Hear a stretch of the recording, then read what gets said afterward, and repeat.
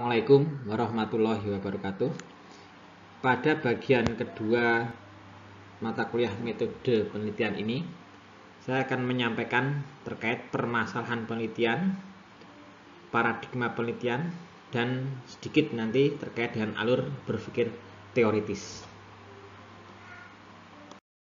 Di bagian pertama, saya sudah menjelaskan tentang kebenaran ilmiah dan juga bahasa ilmiah terkait dengan latar belakang penelitian.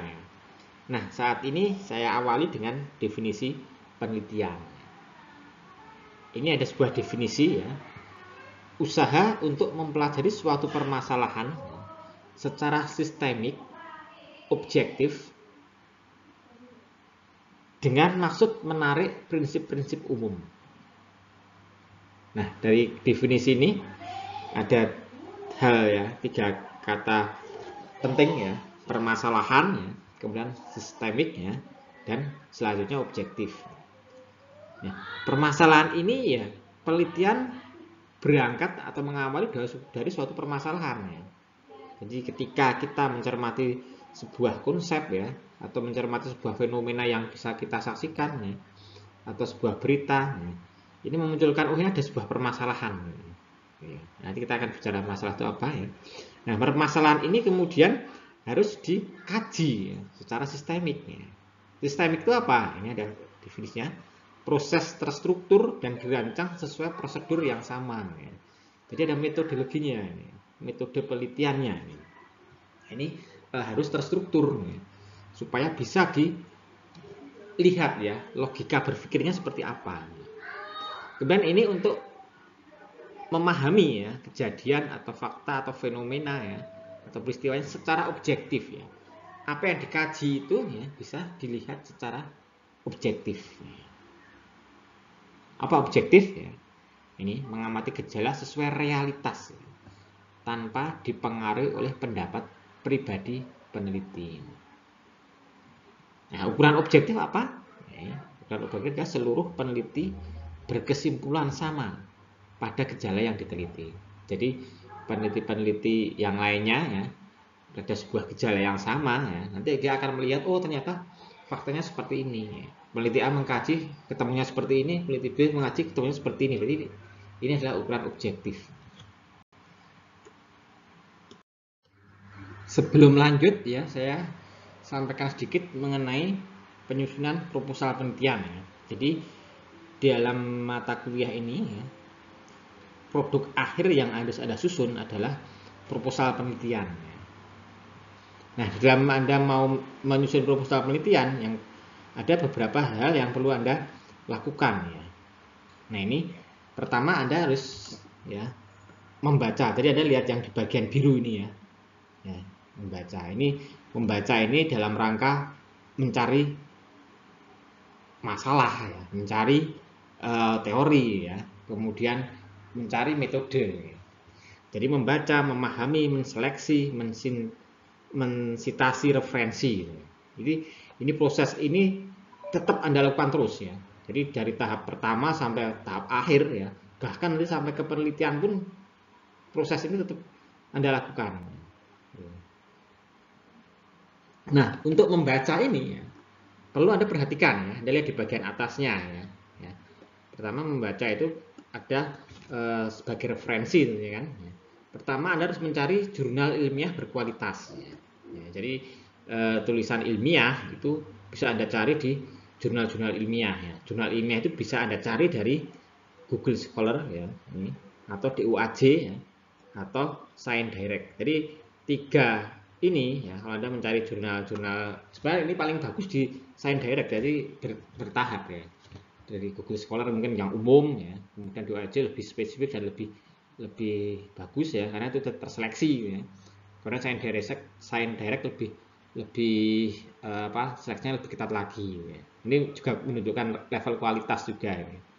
Nah, tolong Anda mulai membiasakan sekarang untuk mencari referensi itu dari melalui ini tiga ini ya. Jadi di Google Scholar, di jurnal-jurnal nasional itu ada semua ya. Di situ sudah per tema ya, per judul ya, dengan penulisnya siapa, keahlian apa itu ada ya. Kemudian buku ilmiah. Kalau buku ilmiah ini Anda perhatikan penulis dan daftar pustakanya. Kalau buku ilmiah ini memang mungkin bisa lebih banyak Anda dapatkan secara cetak ya, meskipun buku-buku yang lewat online, buku-buku yang yang bisa Anda akses ya, di non cetak juga banyak ya. Dan media publik. Nah, media publik itu sebenarnya hanya bagian untuk menyusun latar belakang masalah ya. Jadi sebenarnya tidak tepat kalau ini digunakan untuk sebagai membangun teori, itu nggak ada teorinya sama sekali. Tapi kemudian kalau membangun permasalahan, salah satunya ada dari media, itu tidak ada masalah ya. Misalnya kalau geografi itu misalnya ada kebencanaan ya, peristiwa kebencanaan ya, di daerah mana datanya, media publik menyampaikan data yang berseri ya, itu bisa digunakan Anda untuk menggunakan latar belakang masalah ya, atau yang lainnya dari instansi tertentu yang resmi ya. Ini makanya perlu diperhatikan di sini ya, medianya itu seperti apa ya, penulisnya siapa dan otoritas pembuat pernyataan siapa. Misalnya dari web BMKG atau web pusat vulkanologi ya, itu otoritas pembuat pernyataannya sangat bagus. Nah, lihat kalau sudah dilihat itu ya akan kita ketahui penulisnya ya, itu adalah bagian dari lembaga yang berotoritas, lembaga resmi. Kemudian yang Anda penting diketahui dalam memahami referensi ya. Jadi setelah Anda mendapatkan tadi jurnal, buku ilmiah ataupun media publik, yang perlu Anda perhatikan di dalamnya adalah judul artikelnya dengan tahun terbitnya ya. Kemudian rekam jejak penulis ya, berdasarkan konsistensi kepakaran. Ini memang kadang kita sulit ya, tapi kita bisa melacak dari dia otoritasnya dia ikut di lembaga mana ya. Yang kedua memang kemudian dari banyak referensi, apakah nama dia sering menulis ya, ataukah sering disitasi dan sebagainya, ini tentu harus jelas ya. Ya, jangan asal kalau misalnya mereferensi kok dari blog ya. Blog itu sebenarnya tidak tepat nih, karena penulisnya siapa ya. Itu mungkin hanya sekedar orang iseng, orang copy paste ya, dia nggak jelas pakar apa ya. Jadi kalau memang dia ada blog tapi memang penulisnya memang yang sudah sangat kompeten, dan secara umum dalam keilmuan itu dia sangat terkenal ya, bukan terkenal sebagai sebagai di masyarakat ya, di publiknya itu ya, tapi terkenal sebagai keahlian hal tersebut. Maka ini yang perlu dipercermati ya, tidak asal ngutip ya, tapi harus jelas siapa yang dikutipnya. Kemudian masalah dan tujuannya ya. Kemudian teori-teori yang ada yang akan digunakan ya. Kemudian wilayah ya, wilayah penelitiannya, wilayah kajiannya, pendekatan yang digunakan, metodenya seperti apa. Baru kemudian hasil pembahasan, kesimpulan dan saran. Nah, ini yang poin-poin ya, yang pokok ketika Anda membaca referensi ya, mencari referensi. Ya, ini kita kembali ke bawah lagi ya. Setelah Anda yang biru ini, proses ini membaca ini proses yang terus-menerus ya. Kemudian Anda merumuskan latar belakang masalah. Jadi ketika Anda mau membuat proposal, yang pertama dibuat adalah latar belakang masalah. Anda harus mencari masalahnya dulu. Kalau sudah masalahnya sudah ketemu, oke. Kira-kira masalah itu harus dipecahkan melalui paradigma apa? Paradigma yang digunakan. Nah, paradigma itu nanti secara umum kita mengenal sebagai paradigma kualitatif dan kuantitatif. Ya. Tapi ini memang khususnya di ilmu-ilmu sosial ya. Kalau ilmu eksakt hal semacam ini sebenarnya nggak begitu tajam gitu ya. Tapi kalau ilmu sosial paradigma ini penting ya. Kemudian setelah menentukan paradigma, Anda menyusun teori. Ya. Teori itu kemudian Anda sederhanakan dalam alur berpikir teoritisnya seperti apa. Ini. Yang berikutnya adalah menentukan ruang unit analisis. Nah, ini sangat penting di dalam geografi. Jadi nanti yang menjadi ciri utama penelitian geografi adalah di sini. Nah, ini sebenarnya bagian dari metode penelitian ya. Ya, kalau di proposal nanti bagian ketiga ya, di metode penelitian salah satu yang pertama adalah menentukan ruang unit analisisnya. Nah, baru kemudian masuk ke metode penelitian secara utuh ya. Nah, itu dari siapa sampelnya, ya, apa populasinya, samplingnya bagaimana, terus kemudian terakhir analisisnya bagaimana. Ini baru mewujudkan sebuah proposal penelitian. Nah, ini langkah ini ya, dan pemahaman Anda terhadap referensi ini sangat penting sekali, dan mulai sekarang dibiasakan hal-hal semacam ini untuk Anda dalami. Nah, kita masuk ke permasalahan penelitian ya. Jadi penelitian berawal dari adanya masalah penelitian ya. Lalu masalah penelitian sebenarnya apa ya? Ini ada beberapa definisi ya. Pertama adalah suatu kesenjangan antara apa yang seharusnya dan apa yang ada dalam kenyataannya, atau kesenjangan antara harapan dan kenyataan. Ya, jadi idealnya ya, misalnya idealnya masyarakat di sini adalah masyarakat yang sudah sejahtera. Ya. Tapi kenapa kok masih miskin semua? Ini kesenjangan antara kenyataan dan realitasnya. Ya. Kemudian gejala tertentu yang memerlukan jawaban ilmiah untuk menjelaskannya. Ya, jadi ada sebuah fenomena ya, mungkin fenomena ini sangat menarik atau sangat berdampak luas ya. Lalu gejalanya seperti apa ini? Tapi tidak dipahami secara umum ya, sehingga perlu dirumuskan ya, supaya bisa diketahui bahwa fenomena tersebut ya, itu seperti apa harusnya. Berikutnya ada yang potensi yang belum dipahami. Nah, misalnya sumber daya alam yang belum diketahui, ini perlu dikaji lebih dalam ya. Sehingga ini bisa dijadikan sebagai permasalahan-permasalahan penelitian. Selanjutnya dari mana Anda mencari dan menemukan permasalahan penelitian? Nah, tadi sudah saya sampaikan ya, saya sepintas ya, bahwa yang paling pokok Anda temukan mungkin dari jurnal ilmiah dan referensi yang lainnya. Tapi kalau jurnal ilmiah itu sifatnya lebih aktual ya, hal-hal yang lebih baru. Ya. Pahami ya topik dari penelitian yang sudah disampaikan di jurnal ilmiah ya, kemudian isinya seperti apa ya. Pada akhir jurnal ilmiah ya, ada kesimpulan itu ya, itu biasanya ada saran. Nah, saran itu kadang menyarankan penelitian tindak lanjutnya sebaiknya apa. Nah, itu bisa jadi sebuah permasalahan. Ya. Jadi Anda melanjutkan dari penelitian yang sudah ada itu. Ya. Berikutnya, Anda melakukan seleksi ya, persoalan yang aktual. Ya. Nah, tapi ini sesuai dengan minat dan kemampuan Anda. Ya. Misalnya tadi dari media-media yang online ya, maupun media-media cetak ya, ada persoalan-persoalan yang aktual di sekeliling Anda ya. Nah, ini kemudian Anda sinkronkan dengan teori-teori yang ada. Ya. Saya punya teori ini ya, karena kan Anda sudah kuliah ya, sudah 3 semester ya, atau berapa semester sudah punya sedikit teori ini. Ini dikaitkan dengan permasalahan aktual tadi nih. Tapi harus Anda ketahui ya, tadi ketika Anda menggunakan media tadi ya, itu harus otoritas media itu jelas ya, penulisnya siapa ya, jelas ya. Kemudian topiknya tidak asal-asalan ya. Kemudian juga disesuaikan dengan teori yang ada. Kemampuan Anda, nah ini juga yang paling pokok itu sebenarnya adalah kemampuan Anda ya, di dalam bakat minat Anda ya, terkait topik tertentu. Ya. Kemudian berikutnya adalah memperhatikan sumbangan ya, dan posisi originalitas. Ya. Jadi setelah Anda mengenal beberapa masalah ya, meskipun belum utuh ya, Anda memberikan, saya kira-kira dapat memberi originalitas di mana atau sumbangan apa di dalam nantinya rencana penelitian ini. Ya.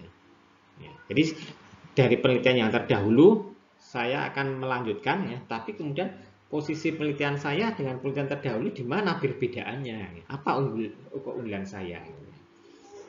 Nah, ini penting ya Anda pahami ya.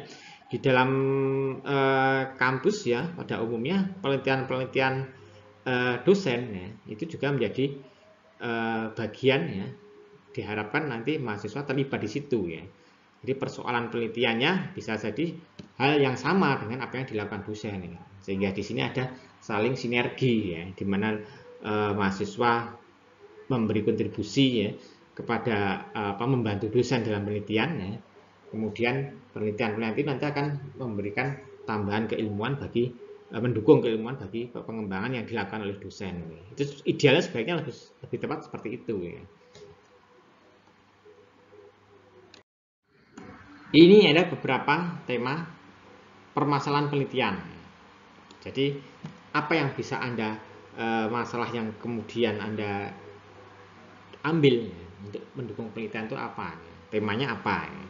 Nah, misalnya ada tema verifikasi, mencari pembenaran suatu teori yang diterapkan pada suatu wilayah berbeda. Jadi ada teori yang sudah mungkin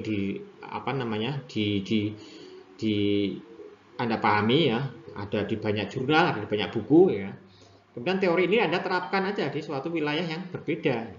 Jadi penelitian terdahulu di wilayah A, di jurnal itu disebutkan bahwa teori ini diterapkan di wilayah A. Bagaimana dengan wilayah B ya? Ada yang masalah ini Anda gunakan untuk meneliti di wilayah B. Ada tema inquiry ya. Ini mencari jawaban sebab munculnya suatu gejala pada suatu wilayah ya. Ini misalnya ada persoalan kejadian bencana ya. Kenapa kok bisa memunculkan adanya misalnya katakanlah banjir di wilayah ini? Atau misalnya kalau gejala sosial peruangan ya, peruangan secara sosial ya. Kenapa kok bisa terjadi pemiskinan di wilayah ini, terjadi pemukiman kumuh di wilayah ini? Ini Anda mencari jawabannya seperti apa? Berikutnya tema eksplorasi. Ini memperjelas atau menemukan suatu gejala di suatu wilayah berdasarkan indikasi yang bisa diidentifikasi. Ya, jadi ada indikasi tertentu ya di dalam wilayah tersebut ya. Misalnya muncul ya pemukiman bangunan-bangunan sederhana ya yang mungkin tidak tertata itu muncul sebuah indikasi yang akan berkembang ya kepada sebuah fenomena pemukiman kumuh misalnya. Nah, ini ada eksplorasi ya, mengapa kok bisa terjadi kemunculan semacam ini. Nah, ini nanti antisipasinya seperti apa? Ini cukup bagus nih penelitian ini sebenarnya kalau bisa Anda dalami lebih lanjut. Berikutnya adalah tema evaluasi. Ini memberikan penilaian terhadap proses suatu gejala yang direncanakan. Ya, misalnya ada dokumen tata ruang. Ya. Nah, itu ternyata kok faktanya setelah 10 tahun itu berbeda. Ya. Nah, ini kita melakukan evaluasi. Ya, harusnya wilayah A itu untuk kawasan katakanlah ruang terbuka hijau. Ya. Tapi di situ kemudian kita temukan banyak bangunan ya mungkin semi permanen. Ini kita evaluasi. Kenapa wilayah itu menjadi berkembang padahal itu sudah ditetapkan sebagai ruang terbuka hijau. Apakah pengawasannya tidak ketat atau apa, itu yang Anda cari. Dan tema komparasi, membandingkan ya, lebih dari suatu gejala, lebih dari satu gejala pada suatu wilayah yang berbeda. Nah, ini wilayah A dengan wilayah B. Ini sama-sama wilayah temanya sama, tapi kenapa A semacam ini? Ya, lebih seperti apa?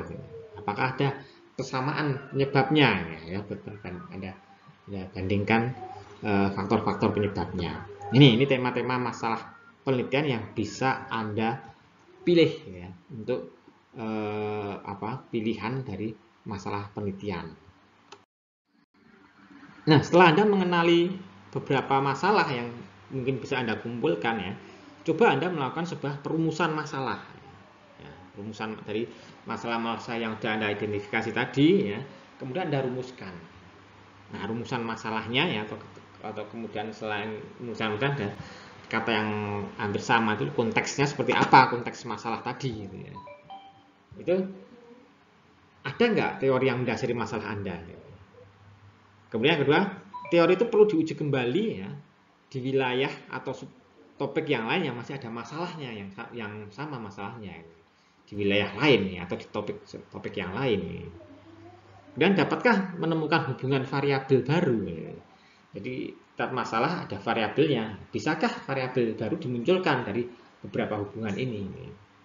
Kemudian dapatkah menemukan ya, variabel ini sebenarnya menentukan apa sih di dalam permasalahan tadi? Nah, ini konteks ini Anda bisa nggak merumuskan hal semacam ini? Kemudian bisa juga ya fenomena tadi ya, dari masalah tadi, fenomena ini kelihatan unik ya, unik dan spesifik ya. Ternyata juga masih jarang sekali dikaji ini. Juga bisa juga masalahnya ya, ada teori yang menjelaskan itu belum banyak ya, belum ada teorinya ini kelihatannya ya. Tapi ada hal yang kelihatannya menjadi sebuah permasalahan dan perlu penafsiran makna yang tersirat dalam teori itu ya. Ada dalam fenomena tadi ya. Dalam fenomena tadi ada perlu hal yang ditafsirkan maknanya itu apa ya. Dan dapat menemukan dalil ya, bahwa teorinya betul-betul baru ya. Bahwa saya dengan masalah ini saya yakin akan menemukan teori baru ini. Anda punya kemampuan berargumen semacam itu ya. Kemudian dapat memberikan manfaat ya, sesuai dengan harapan subjek ya. Nah, ini yang diteliti ini kelihatannya ada problem ya. Nah, kira-kira saya bisa memberi harapan ya, yang memberi manfaat gitu ya, pada yang akan diteliti. Nah, masalah-masalah, rumusan masalah ya, ataupun konteks yang saya sebutkan ini tadi ya, ini bisa digunakan untuk menentukan nantinya paradigma penelitian yang akan kita pilih ya. Jadi dua kolom ini ya, tadi masalah-masalah atau konteks yang di sebelah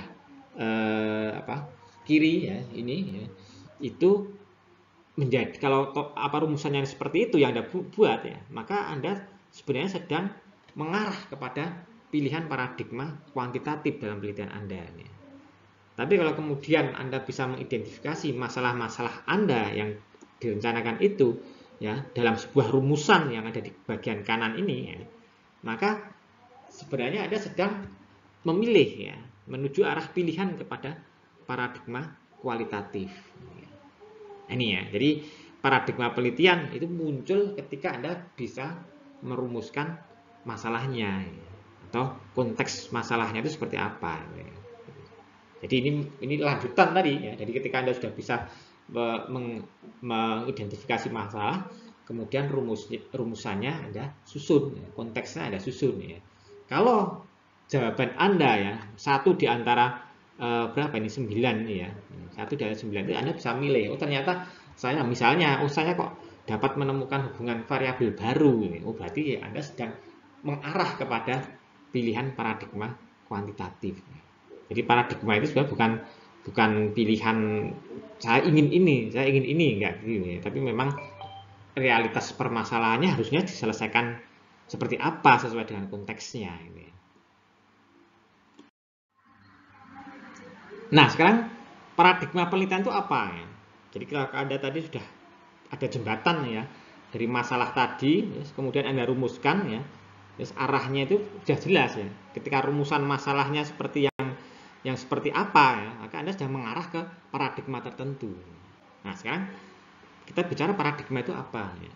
Paradigma penelitian ya. Jadi paradigma itu munculnya dari mana ya? Paradigma itu sebenarnya adalah tuntutan pengetahuan ilmiah saja ya.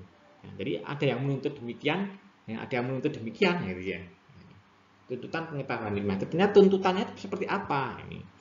Nah, ini ternyata ada setidaknya 4 ya, tuntutan pengetahuan ilmiah yang terus berkembang. Tuntutannya terus berkembang ya. Ini tidak berkembang di satu waktu ya, tapi ini dalam waktu yang panjang ya. Pertama ada yang kita kenal sebagai positivisme ya, atau post-positivisme ya. Ini menguji teori dengan pengukuran secara matematis ya, sebagaimana dalam penelitian fenomena alam ya. Nah, ini sebagai fenomena. Jadi ini sebenarnya paradigma itu muncul di dalam perdebatan ilmu-ilmu sosial ya. Kalau ilmu alam kelihatannya ya sebagian besar mengikuti positivisme ini. Nah, positivisme ini kan muncul di awal-awal sekitaran revolusi industri gitu ya, di negara-negara Eropa ya. Jadi dia menguji bahwa yang disebut ilmiah ya, pengetahuan ilmiah adalah yang dapat diukur secara matematis. Nah, inilah nantinya kemudian menghasilkan paradigma kuantitatif. Dan kalau paradigma kualitatif seperti apa? Nah, kalau kualitatif pada level berikutnya ada kita kenal konstruktivisme. Memahami realitas, ya, pengalaman manusia ya, yang dibentuk dari kehidupan sosial sehingga dapat menghasilkan teori. Jadi kehidupan sosial masyarakatnya ini yang kemudian dikaji. Nah, ini di muncul ya, muncul konstruktivisme itu ya ketika bangsa-bangsa Barat itu mulai mengenal secara mendalam ya, mulai menjelajah di wilayah-wilayah timur ya. Jadi mereka melihat fenomena sosialnya semacam apa. Ya. Kemudian kita mengenal juga ya tuntutan paradigma partisipatori. Nah, ini muncul sebenarnya belum lama juga ya. Ketika kita sudah mengenal istilahnya pembangunan ya, ini sekitar setelah perang dingin ya antara blok kapitalis ya dimotori Amerika dan blok sosialis komunis motori Uni Soviet ini. Karena apa? Penelitian pengetahuan ilmiah partisipatori ini adalah respon dari adanya pembangunan yang dikembangkan oleh blok kapitalis yang dimotori Amerika. Jadi negara-negara berkembang yang kemudian mengenal program-program pembangunan itu kadang berdampak, memiliki dampak negatif pada masyarakat. Ya, program-program pembangunan yang sifatnya top down, ya, ini tidak sesuai dengan masyarakat, keinginan masyarakat, tapi kemudian dipaksakan. Nah, ini kemudian memunculkan apa? Penelitian model partisipatori ini, atau advokasi atau transformatif. Nah, ini baik yang konstruktivisme maupun partisipatori ini kita kenal sebagai nantinya menggunakan paradigma kualitatif. Ini kadang perdebatan antara kuantitatif dan kualitatif itu ya, yang kuantitatif menganggap kualitatif itu tidak ilmiah ya, karena tidak bisa diukur secara objektif ya. Jadi objektivitasnya itu berbeda ya, pemahaman objektivitas berbeda antara kuantitatif dan kualitatif ya. Ya, tapi bagaimana juga tuntutan pengetahuan inilah yang kemudian berkembang sesuai dengan realitanya. Kemudian yang terakhir yang kemudian ini ya ada perdebatan itu ya, kemudian muncul ya yang pragmatik ya. Nah, ini digabungkan aja antara kualitatif dan kualitatif ya. Tapi memang penggabungan itu juga tidak sederhana ya. Dua paradigma ya, pandangan yang berbeda kemudian digabungkan ya. Akhirnya kalau ganti generasi ya, generasi para ilmuwan berganti-ganti akhirnya berikut yang ke bawah memang tidak ada masalah ya. Tapi kalau yang gabungan tidak ada masalah ya. Tapi kalau orangnya belum masih kuat dengan paradigma kuantitatif ya, sehingga mereka masih sulit untuk menerima kualitatif ya, itu akan sulit untuk bisa menerima gabungan. Sebaliknya juga demikian, yang kuat kualitatif menolak kuantitatif ya, untuk gabungan juga sulit nih. Tapi yang kemudian yang generasi muda, yang peneliti-peneliti yang muda itu ketika dia tidak fanatik banget dengan kuantitatif, ya, tidak fanatik banget dengan kualitatif, ya oke, dia santai saja untuk menggabungkan model yang pragmatik ini. Nah, ini terkait dengan paradigma. Nah, ini ya, perbedaannya apa? Dan kualitatif dan kuantitatif. Ya. Sebenarnya saya nggak akan banyak membahas ini ya, tapi Anda cukup nanti baca saja, ini sebuah pengetahuan saja ya, Anda paham saja ya. Ini bisa kita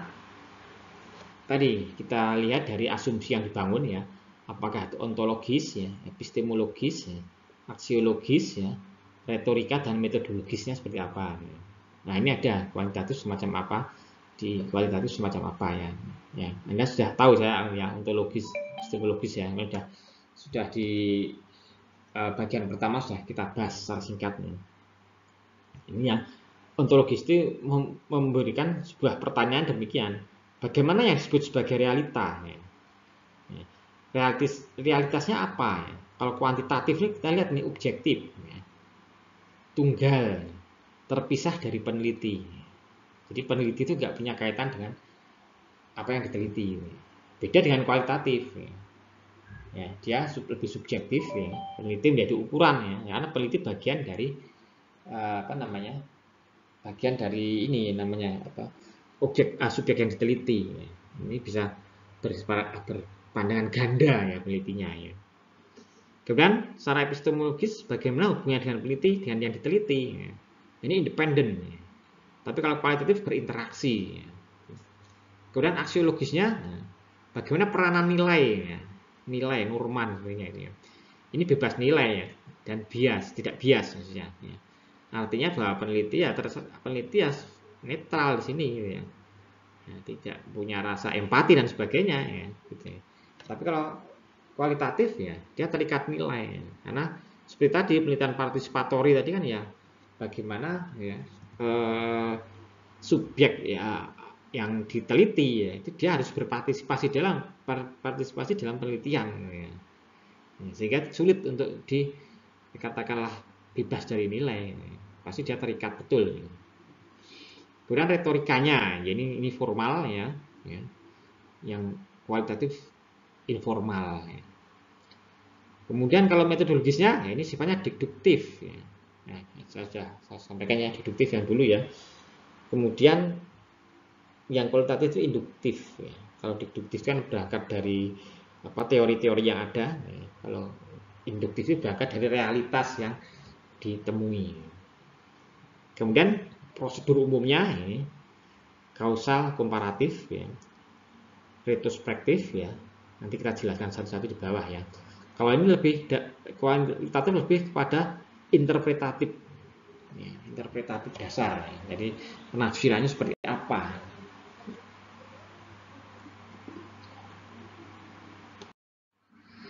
Kalau ini lebih jelas ya, ukuran perbedaan ya, kualitatif kuantitatif itu lebih jelas seperti ini ya. Coba Anda bisa cermati ya bahwa tokoh utama siapa ya kualitatif dan kuantitatifnya, dasar filsafatnya ya. Yang satu positivis, yang satu humanisme ya. Dan ukurannya ya ini rasional, data empirik ya. Kalau kualitatif perilaku manusia ya, konsekuensi dari pandangan dalam abstraksi manusia dalam otak manusia ya. Jadi ini lebih ya memakai perasaan ya bahwa manusia itu berperilaku semacam ini tentu ada yang mengendalikan dari otak Anda. Nah, kita kan tidak tahu ya, maka sifatnya abstrak. Nah, kalau yang ini datanya yang kuantitatif, empirik, datanya nyata kelihatannya. Pendekatannya deduktif, induktif, ya tadi sudah saya jelaskan ya. Dan prosedur pengukurannya, nah, yang satu mengukur, ya, diukur, ya. Yang kuantitatif, ya. Yang kualitatif dieksploitasi, digali. Gitu. Kemudian analisisnya, ya, ini deskriptif atau analitik dengan statistik, ya. Jadi ada analisis angka-angkanya kemudian dideskripsikan. Kayak ini hanya penafsiran saja, interpretatif. Ya. Jadi penafsiran orang akan bisa jadi berbeda dengan peneliti yang lain. Ya. Nah ini beda paradigma di dalam penelitian kualitatif dan kuantitatif. Ya.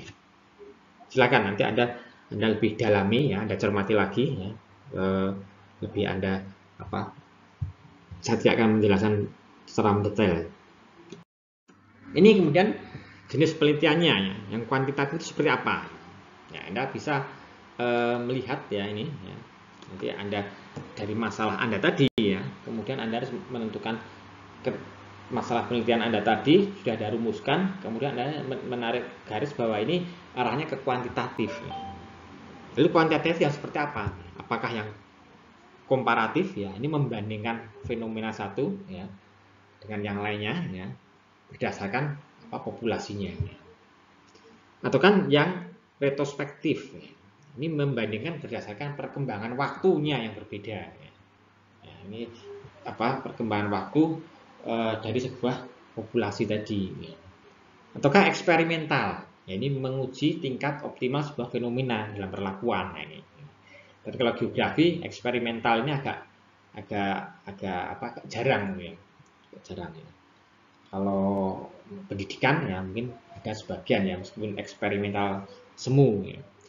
Kemudian korelasional ya. Ini mencari hubungan tingkat pengaruh faktor berdasarkan populasi. Ya. Nah ini Anda milih yang mana ya, yang sesuai dengan permasalahan Anda tadi ya. Yang pilihan kuantitatif yang seperti apa yang akan Anda pilih. Nah ini jenis yang kualitatif ya. Seandainya tadi di dalam masalah Anda ya, Anda kemudian bisa merumuskan nah konteksnya itu adalah konteks yang bisa diarahkan ke kualitatif ya. Bisa jadi Anda akan ketemu dengan ini ya. Yang pertama kita mengenal fenomenologi ya. Ini kajian yang mengungkap makna konsepnya, pengalaman sadar yang terjadi pada beberapa individu. Jadi hanya beberapa individu saja. Atau etnografi, kajian yang dengan menguraikan dan menafsirkan suatu budaya atau sistem kelompok sosial pada aspek perilaku, kebiasaan, cara hidup. Ini berbicara tentang kajian etnografi.